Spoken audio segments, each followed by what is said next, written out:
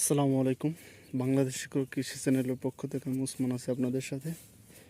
আপনারা এখন যে বিলটি দেখতে পাচ্ছেন সেটা হচ্ছে ব্রাহ্মণবাড়িয়া এবং সিলেটের মাধবপুরের মাঝখানে একটা বিল, এবং পুরাটা কিন্তু সেখানে কিন্তু অনেক এখন বাউয়া ধান লাগানো হয়েছে।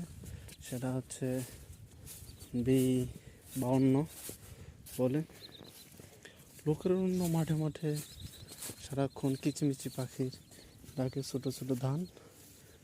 সে ধানের মধ্যে আমরা এখন পর্যবেক্ষণ করে যাচ্ছি। দেখেন কাদা পায়ে আমরা কিন্তু সেই কাদার মাঝেও কিন্তু আসলে ধানের আমরা যে জিনিসটা পর্যবেক্ষণ করতে যাচ্ছি সেটা হচ্ছে ধানের মাজরা পোকা।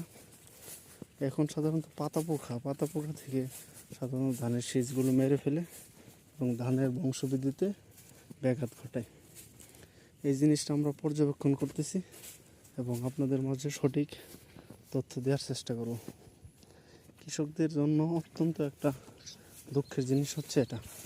আর এই অঞ্চলে সাধারণত জমিতে একটু বেশি ঘাস হয়, এজন্য কৃষকেরা কিন্তু প্রতিনিয়ত ওই ঘাস মারা যে কীটনাশক আছে সেটি ব্যবহার করে। এবং দেখতে পাচ্ছেন ফসল কিন্তু এখন লালচে কালার।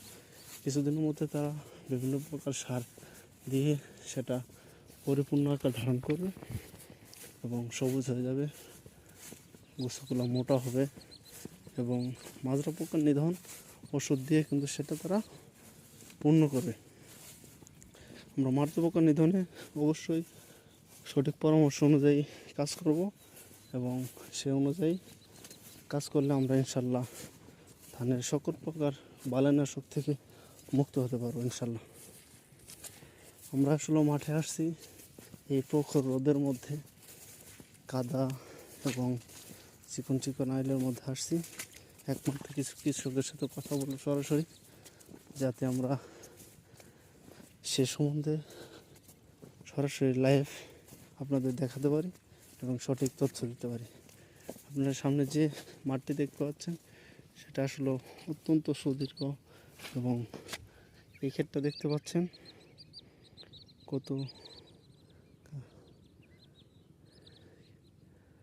মারা, এবং শীষগুলো কিন্তু মারা গেছে একমাত্র পাতা পোকায়। সেটার জন্য বেঁচে থাকার জন্য আমরা আসলে কীটনাশক ব্যবহার করে থাকি। সবাইকে ধন্যবাদ, এবং সে পরামর্শ অনুযায়ী আপনারা কীটনাশক ব্যবহার করবেন এবং আমাদের পাশে থাকুন।